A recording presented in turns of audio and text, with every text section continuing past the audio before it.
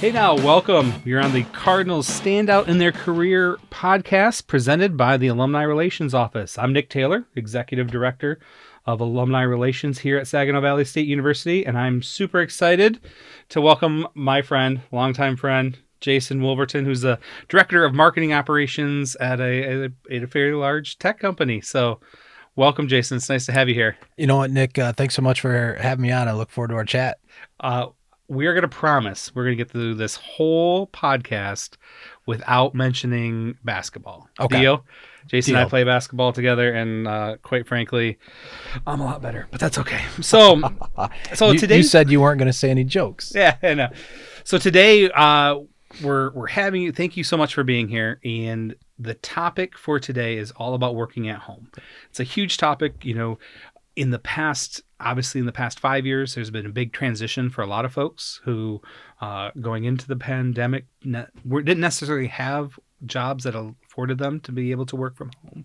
And now we're seeing, obviously, the transition of work. And when we talk to a lot of our alum, especially our gold alum, graduates of the last decade, you know, it can be seen as a major benefit to their job for some folks. And for others, it can be pretty daunting. Now, you have a lot of experience with this, so I want to kind of go through and maybe could you just talk about your experience right now working from home? How did you get there? Where did it come from?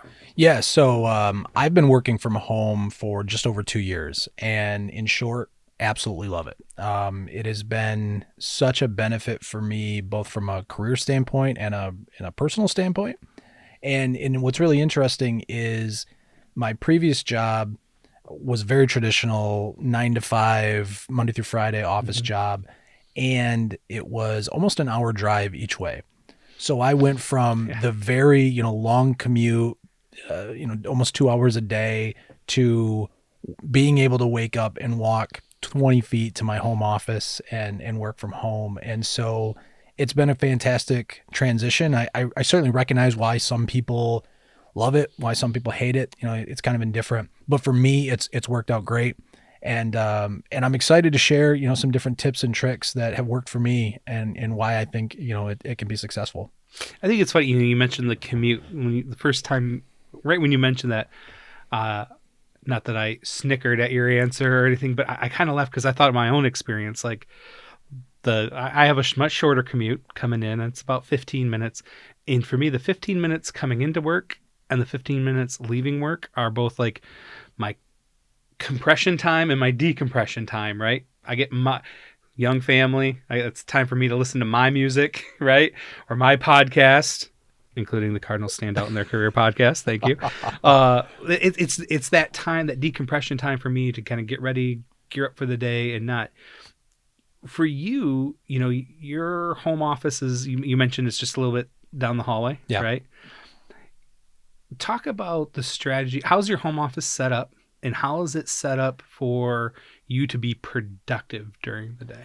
Yeah, and I think that one of the most important tips I can give about working from home is you really do need a dedicated space.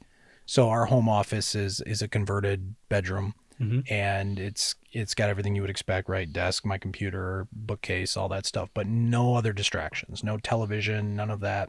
And I think that that's so important because I know a lot of people will try to work from home. They'll be sitting at their kitchen table. They'll be sitting on their couch. That is not a recipe for success that I've found. And I've never really even tried to adopt that strategy. Like really from day one, I've always had that office. I started working there day one, and I've never spent, other than a rare occasion where I work, remotely from my remote office, right? Like if I come up to campus and I work, I've always worked there. And I think that that's where it starts, is because just like when you walk into an office, work begins. When I work into that office or walk into that office, work begins. Yeah. It's interesting you say it, because as soon I think back to the time that we were all forced to work from home in the pandemic. And for me, I set up a desk in we have a nice finished basement area. I set up kind of over in the corner.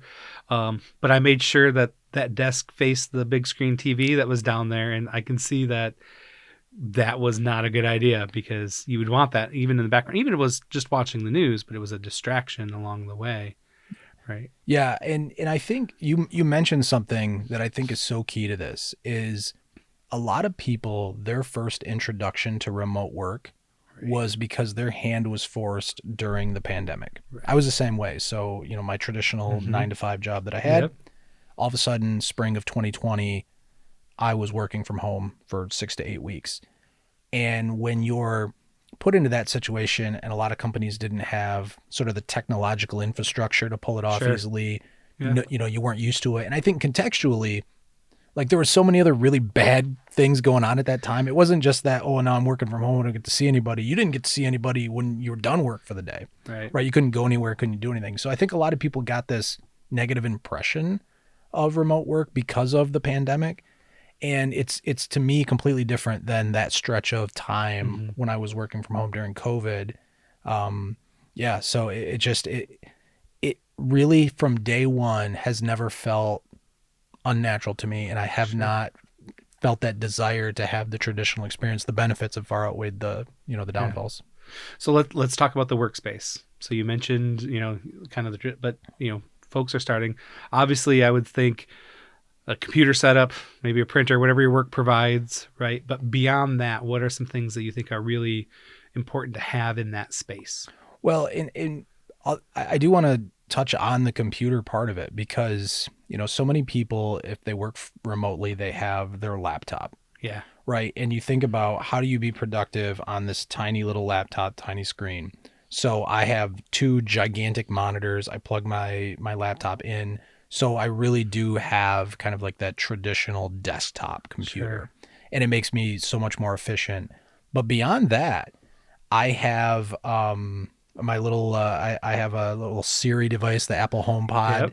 where I can play music. I listen to music all day long, but I don't ever watch television. And the bookshelf. And here's the thing. This sounds funny, but what is behind you is so important because I would say on an average day of remote work, I'm on 3 to 4 hours of Zoom calls. Yeah. And so I have to look at myself and I have to see what's behind me all day long. So I'm proud to say that I've got my 2 SVSU degrees hanging on the wall behind I me love it. and a couple other accolades that I've earned over my career. And that's it. Everything else is, it's pretty minimal as far as what else I have in there, but it's enough to get the job done. We mentioned the workspace. What are some other ways that folks can maintain their focus and their motivation throughout the day? I'm thinking about myself. If I were home and working, I would have the urge to get up and make sure the dishes are done. I mean, they're done already. Don't worry, of course, right? That's not true. The laundry, those kind of things. What are some ways in which you've learned to maintain your focus and motivation throughout the whole workday? So I do all of those things during the workday that you mentioned. I'll do laundry, I'll do dishes, and I think the way you have to think about it is in a very intentional way, right? Like I will start my day, I'll have a couple of meetings, and just like if you were in your office and you're like, hey, I need to get up, I need to stretch my legs and I need to move around. That's when I'll go throw a load of laundry in, or that's where I'll go take the dishes out of the dishwasher. So it's not this like that I'm actually doing chores or trying to get like Sure. 5 things done. It's just, okay, when in that time where in a traditional office setting, I'd get up and I'd walk away from my desk for a minute, I'd do something productive personally, and then I come right back. And I go back to work just like that. And Outlook, right, the calendar, like is it drives my day-to-day life. I schedule everything and I stay, true to it. Like there will be times I try to work out in the morning, but if I can't get into a workout because of something else, I'll schedule 30 minutes in the afternoon during my work day to go downstairs, hop on the treadmill, lift some weights, whatever, but I get right back to work. Yeah. In your position, you manage several people, right? So I'm assuming do most of them work from home? Yeah, and it's interesting. So the company I work for, we have our headquarters in Montreal. It's a global company. So Montreal, in Australia, UK, we have headquarters.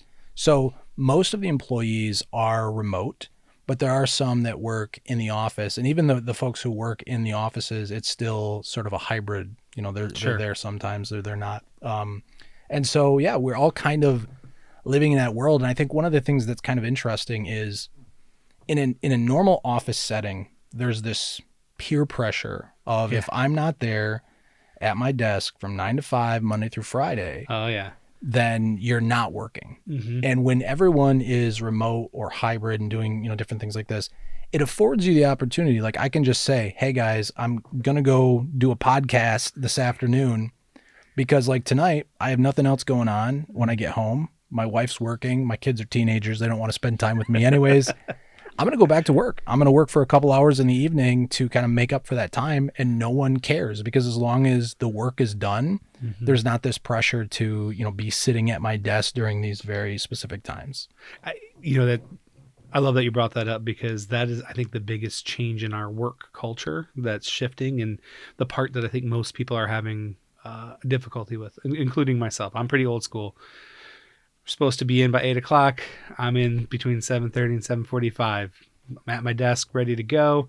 Work for my time allotted, do those things, and then supposed to leave around 4:30. And if I'm out by 5 o'clock, I'm pretty happy with that. And for me, it's difficult to take a look at the work from home model and say, how do I build that schedule right into it? So the fact that you're able to unsilo, just compartmentalize each of those things, I think is something that's really important. The home work, not homework in school, but homework that you have to do while you're there, and the work that you have to get done for your position, compartmentalizing, I think, would be really key. Would you say? Yeah, absolutely. And I think one of the things that you have to just be okay with is letting go of those norms that you've kind of like grown up with in your career. So a great example is a global company.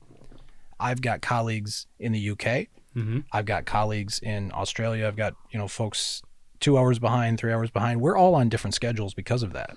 Oh yeah. And we're all on the same team. So when you've got someone you're working with, and right now for them in Australia, it's like 4 o'clock in the morning on Saturday. Right. They're on a completely different, framework already. So you kind of just learn to embrace that. And so I'll give you, on Wednesdays, every other Wednesday, I have calls with my Australian colleagues. So these calls happen 6, 7, 8 o'clock at night. Because of that, you just sort of accepted that, hey, I'm gonna duck out a little bit early during the day. So, I'll take a break from 3 to 5 or whatever. I'll take care of some personal stuff or whatever, and then jump back on. And suddenly I'm talking to, folks half a world away. Right. It's amazing. Technology has put us all in closer connection, right? Because of it. But I have to assume just the nature of me in there. You mentioned earlier about, you take that break and you get up and you do the laundry. I laughed automatically. My friends over in academic advising would be laughing already because I've been known to walk over there and say hi a few, once in a while, just to be sure. What would you tell a young person who's starting to work from home kind of about the isolation, and how can they combat the feeling of isolation if they're stuck in their house all day working, not getting to have that human interaction with folks? What are ways in which you've dealt with it? Yeah. So, I'll be honest, I've never felt the isolation during COVID. Yes, but we've already kind of established that was a little bit different. And it's funny, I have people that I've worked with every day for the last 2 years that I feel like are not only colleagues, but friends at this point that I've met in person twice. Yeah. Right. Like, and it's completely different. And because of the technology, because of Zoom calls, especially, like when I'm on a call, my camera is on, their camera is on. Actually, our leadership is very adamant about that. Mm-hmm. And it really does, having that face-to-face interaction is so important, because I've never felt like I was alone, because like I said, I'm talking to people every single day for hours. Right. Talking to people all over the world. But yes, I'm by myself in my home office, but have never felt like I'm alone. Sure. I was, something just popped into my head too. Not so much around here. Now here you can go to Starbucks, you can come to campus, just some of those things.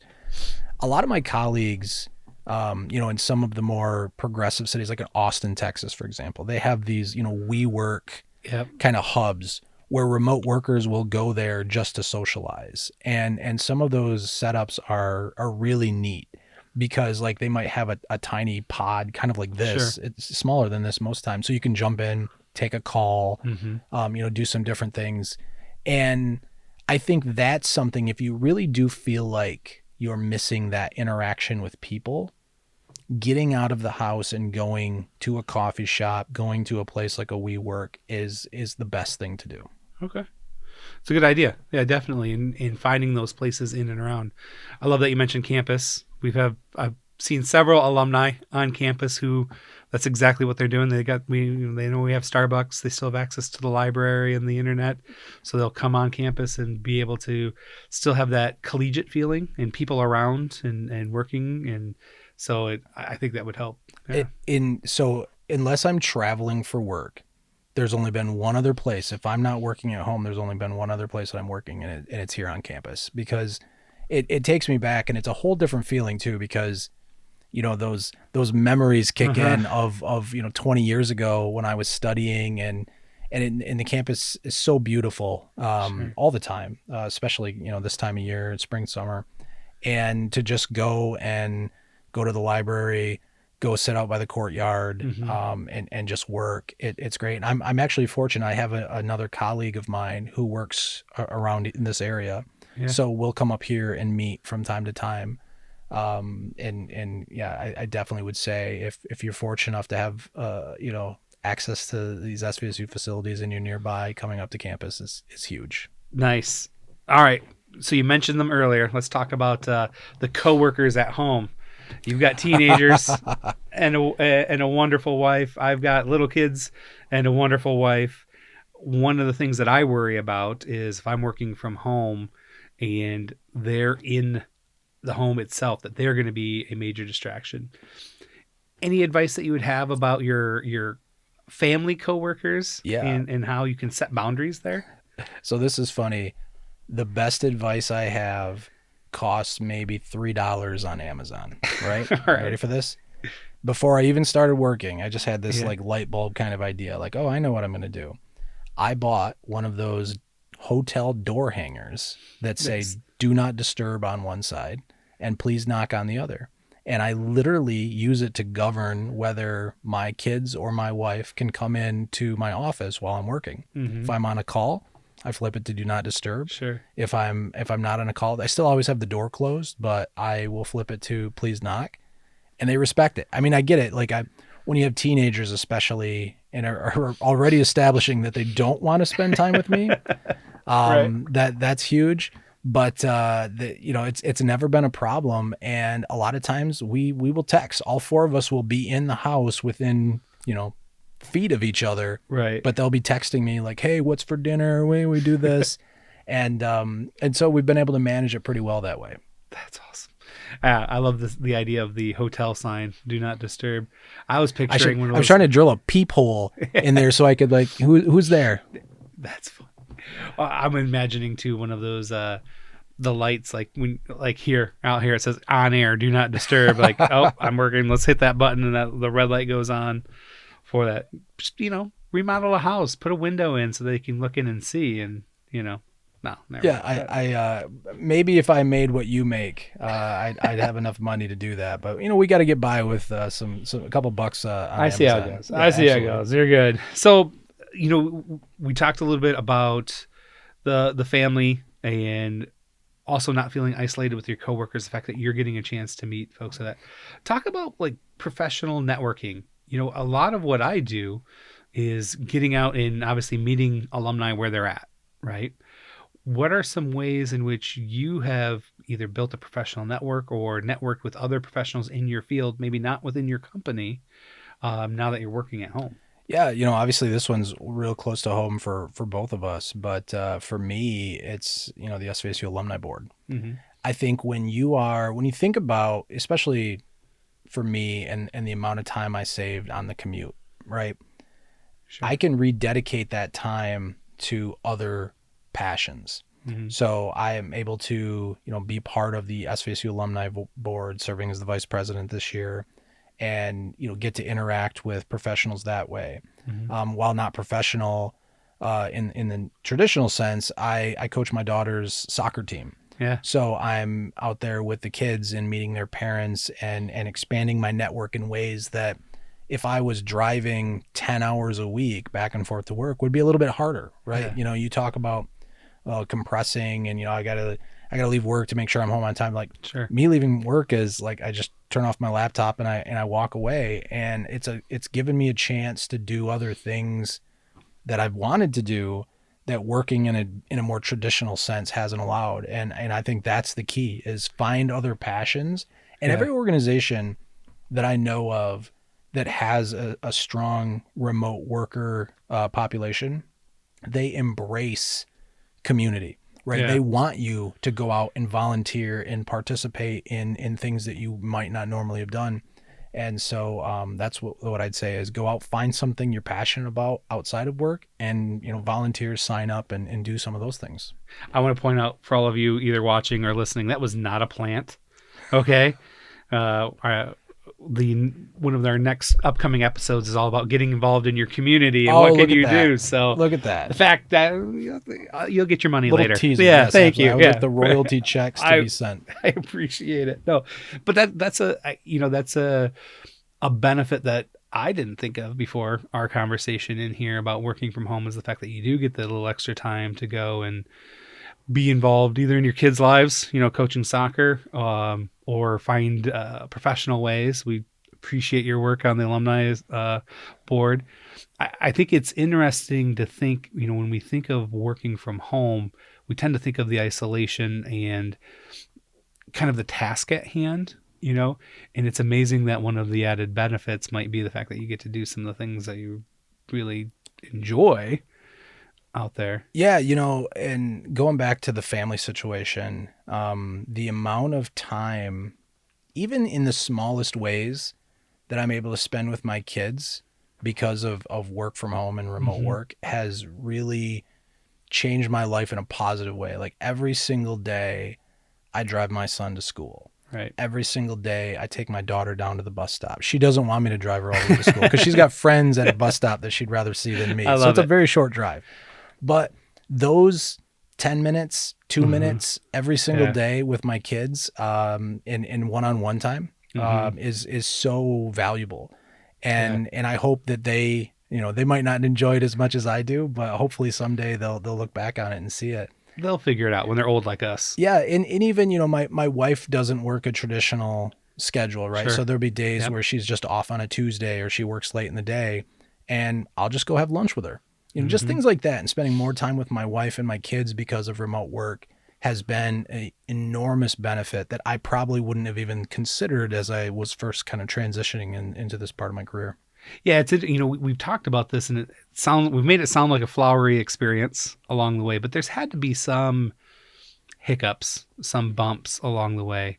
What have you encountered? So I would say the biggest challenge for me, and we were talking about this Sure. before, is working too much. Ah, So, you know, it's so convenient and it's so easy to work with it right there yep. that I will find myself without really even trying working 14, 15, 16 hours in a day if there isn't Right. anything else going on. Like tonight, I don't really have anything else, so I'm going to go back to work. And I recognize that even though I'm not missing out on something, Mhm. you know, the long-term effect of, you know, could I be doing something else? Am I going to get burnt out because of all the work? But at the same time, I really enjoy what I do and it doesn't feel like work. And I know that at any time, if I Yeah. decide that I just want to get up and go do something else, I can. But I would say that it has been the job in my career that I have put in more hours and worked harder at. And I always consider myself a hard worker, but I've kind of taken it Mhm. up a notch now that I'm working remotely and I just have access to work all the time. I think there's a key point in there that no matter if you're working at home or you're working in the office, it's the type of work and the passion of what you're doing is going to determine your output. 100%. You know, I love what I do. So I love working from home. Mhm. If I didn't like what I did, you know, I probably would have a different experience. So I do think beyond anything else, if you're working in an office or you're working from home, loving what you do is so valuable. And I think I've learned enough in my career that I would never stay at a job. And I know everyone's Mm-hmm. financial situation is different, but Yep. I very much pride myself in having jobs throughout my career that Sure. I've genuinely loved, because when you love it, it doesn't feel like work. It's so cliche, Yeah. but it's so true. Well, it's funny. It's the same conversation. I've been at the university for 20 some odd years. Okay. I won't say exactly how long. How is that possible? I thought you were just in your early 20s. Yeah, shut it. No, it's funny because it's the same conversation I have over and over and over again with young professionals coming in. It's the it's the impact that you have, and if you love what you're doing, you're going to get so much more out of it. And I can tell you pretty easily within the first couple of weeks to a month, like, is this person really going to work out? Are they going to love it, or are we going to be working with them to find Right. something else? And I just imagine like the work at home part is interesting. And I guess I would ask, as a manager of people, are you able to see that even though you're not with that person step by step along the way? Are you able to see it in their work output? Or what are some of the things that, if I was a young employee and I'm working from home, how am I going to impress the boss? How am I going to do that? Yeah, I think that managing people remotely isn't much different than managing them face to face. Sure. It still comes down to when you're leading people, if they understand that you're invested in them Yeah. and their careers and their progress, and Absolutely. they know that you're there for them. It doesn't matter if they work in Dallas or Houston or Saginaw or wherever. They're going to recognize that you're there for them, Sure. and you're going to get that back 10 times over. And so that's, to me, been really important. I schedule standing meetings with every person who works for me. Mm-hmm. And we meet every single, even if there's nothing to meet on, just that's our opportunity to get to, know them more as a person, find out what's Sure. going on in their personal lives, just like you would in office. Yeah. And to me, that's key. And I think trusting them, right? Like, Yeah. in the same way that I don't want someone looking over, everything that I'm doing and saying, "Oh, where are you at right now? Like, are you doing your laundry? Sure. Are you out golfing with Nick Taylor?" Or, I don't do that with my employees Right. either. It's like, hey, put it in your calendar. I don't even see the details. If you say Right. you're not available, I don't care what you're doing. Just as long as your work's getting done, then I'm going to trust that everything's going to be okay. That's a great point. And I think it translates whether you're working at home or on the job, but especially working at home, it's that output that you can tell is going to impress you as the manager Right. the most. I think you mentioned, we were talking a little bit ago, we were talking about transition and the transition from working in the workplace to working at home. What was that like for you? Was there a difficult part in there? Was it, I've finally landed the coolest thing ever and gonna be awesome, and then you found out something? What was the transition? So I'm so glad you asked this, because it was such a surreal experience, Uh-huh. and I didn't take any time off between jobs. So Oh, really? I left my previous job on Friday, and Monday morning I started where I'm at today. And when I woke up that morning and I was like, wow, I don't have to drive to work. It was so weird. And I'll tell you what I did the first couple months, and I thought it would go on forever. I quickly got out of the habit. I dressed up. Yeah. I got up. I took a shower like I was going to the office. I put on a nice shirt. I put on, slacks. I had dress shoes on, the whole 9 yards, dress socks, and Really? sat down at my desk just like I would have at an office. Because I felt like the mental part of that Sure. would be the thing that would keep me focused. Because at that time, Yeah. I didn't know, am I going to feel different about working, Right. remotely and such. And then, you get on a call and you're talking to a colleague who's got a hat on, backwards, and someone who's, in pajamas and all that stuff. And you're like, okay, maybe you don't have to go dress all the way up. So most of the day, my work uniform these days is a t-shirt and shorts. But that's how I started, is just dressing up and trying to go through a more normal routine Sure. until I got into my own. So, I mean, that's your work culture, right? That the t-shirt and the backwards hat, and I laugh at that. But I imagine in marketing and marketing operations, you're meeting with some clients as well. Yeah. So I can't tell you how many midday showers I've taken because of that.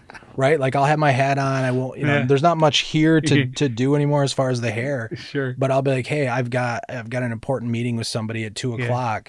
So at 1:30, I'll go take a shower, get cleaned up, look presentable, throw on a nice shirt, and then meet with someone so that they have. And I'm guessing you're very careful not to stand up during that meeting. Yeah, I Okay. correct. Yes, I don't stand All right. up. I've gotten very good at shutting off the camera before I ever I like it. move. But yeah, in I do think it's important to still know your audience. Yeah. And if I'm meeting with someone outside the organization, or even an important meeting inside the organization, I'll dress accordingly, just like I would if I was in an office. Nice. It's funny. We laugh because we've all seen those, memes of somebody who gets up in their, in their boxer shorts or something and moving on. But, you mentioned that when you have those different audiences, knowing the appropriate time. And I think it also goes to your point earlier. I love the, thanks for the plug about the degrees up there behind there, the SVSU, but that whole workspace area, having the camera on, still presenting a professional attitude, because it is your work. It is something you are prideful of, and it's something that you want to put your best foot forward, but that temptation can be there to roll out of bed and just show up. Yeah, and I think that when you're at an organization that like the one I work for, we all feed off of each other as well. Sure. And it's like, okay, if my colleagues see in this important meeting, and I've had people comment, like I might be on a Zoom call with the same person 3 different times throughout the day, but there's other people, right? And Right. like, are you wearing a different shirt? I'm like, yeah, I'm wearing a different shirt. I put we're gonna meet with this person, I'm gonna put on a nice shirt, and then I'll go back to a different shirt. And it's just kind of, it's fun that way. But I think it's just, I've really been proud of myself, not, humble brag, to how I've adapted and Sure. sort of figured out this remote work environment. And, it's not a perfect science, but you kind of feel your way through it. And it's just, like I said, it's been a great experience for me in my career. All right, you got to give. We got to have a little fun here. You and I. Yeah, absolutely. We can't be serious the entire time. So, I've already We shifted to weren't this. serious. You started this by saying you were better than me at basketball. That's the most unserious thing you've said today. We won't get into that, but I need something funny that has happened in a work at home experience from you in the last 2 years. I want you to think back. Oh man. I'm imagining you. You mentioned taking a shower. I'm guessing you just went back and jumped in your pool to do a pool shower. But what is something funny that you would that's okay to share that's happened at a work home experience for you? So I wish you would have asked me this beforehand. I would have had more time to think. I think the thing that pops in my, so I'm a dog owner, right? Okay. Dog lover. And I have a Bernese Mountain Dog named Cooper, who will also often join me in the office. And I was on a call, and Cooper was, he needed to go outside. Let's just say. And I think I know where we're going. Yeah, and so I'm on the Zoom call. Cooper's trying. I'm like, right, give me just 2 more minutes, as if he understood what I was saying, Sure. right?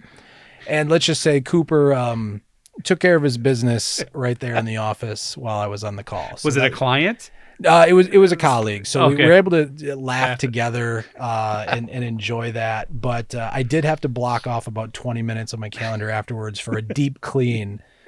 Because the smell as well, small quarters in the office wasn't great, but Not a professional setting. yeah, Well, not a professional setting. So I would say that's probably the funniest kind of work from home moment I've had. But I genuinely, a lot of people don't believe me, especially people who know me well, because like, oh, come on, Right. man, I don't go out to the golf course while I'm Right. working. I've never worked from the pool. I am 99% of the time in my office working during the day. And I think it's a great point, because it shows a seriousness to what you're doing, and it also shows a commitment to what you're doing. And I think anybody who manages folks out there, that's your number one concern when you bring somebody into your organization is, okay, how professional are they going to be? Are they going to take this serious and make sure that they are going to put some pride into what they produce? Right. And so you're showing that. All right, so we're getting close to the end, and one of the questions we always end with in this podcast, we always ask about a big piece of advice. If we were to take one big topic and you were talking directly to that alum out there who is maybe getting their first work from home experience, and they're starting next week, next Monday, whenever they're listening to this, it's the following Monday. What's the one big piece of advice that you would give? So I look right at the alumni. No. Look, I think there's two things that Sure. I would say. The first is working from home has broadened my horizons in ways that I never would have expected. So I grew up in this area. Mm-hmm. I went to school here. Only ever worked for companies in this area. Sure. And now today I work for a company that's headquartered in Montreal. I have colleagues all over the country, all over the world. I've traveled all over for work. The experiences I've had because of that, I wouldn't have had if I would have just had more traditional job in this area. Yeah. And that really has resonated with me the more I think about it, and the diversity and the people that I've met and the diversity in ideas, I think has just really made an impact on me. And I think the second piece of advice with remote work just comes down to discipline, like anything else. Like you don't have to goof off, right? You don't have, like, you can be dedicated and you can schedule time and you can still work in those, those personal things that, that you want to take advantage of, like doing the laundry in the middle of the day. And I think it just comes down to the discipline of saying, okay, I'm going to do this, then I'm going to go back to work, and I'm going to do this, and then I'm going to go back to work. And if you follow that, you're going to be successful in your career, and you're going to get that fulfillment from a personal standpoint that maybe you wouldn't have if you were stuck in an office all day. Yeah. It's amazing to think about. It's just such a big change that has happened in the world thanks to technology, that we're able to do that now. Our parents were dressed up to the nines, suit and tie, going into the office, sitting at the typewriter and conversing, and that's how the work was done. And to see the change over time, and what there's so much more available to us now, I think. Yeah, and I think that the evolution of remote work hasn't stopped, right? Because one of the things, so many people stayed remote after COVID. Now there's actually a big push to get people back into the office. My employer has, instituted basically asking everybody who's near an office to be there at least 2 days a week. And I think it's interesting, the balance point that companies are going to find as they go forward. Like, what is that sweet spot? Because there's no doubt, like, the times that I do get to spend with my colleagues face to face are so valuable. Right. So it's a never ending evolution, I think, when it comes to remote work. Yeah. Awesome. Well, hey, Jason, we appreciate your time and your expertise. So I will admit this on camera. Jason has made several shots over me in basketball and usually outscores me, but my team wins. But I want to say thanks. I appreciate your time and your expertise and what you have to share with us. Yeah, thanks for having me on. It's really fun chatting with you, and most importantly, go Cards. I love it. So for those of you out there, thank you for joining us. This was the Cardinal Stand Out in Your Career podcast presented by the Alumni Relations Office. Remember, we love it when you stand out as an alum. If there's anything that we can do to help you do that, please don't hesitate to give us a call at the Alumni Relations Office. Send us an email at alumni@svsu.edu. And remember, it's a great day to be a Cardinal. Thank you so much. Take care.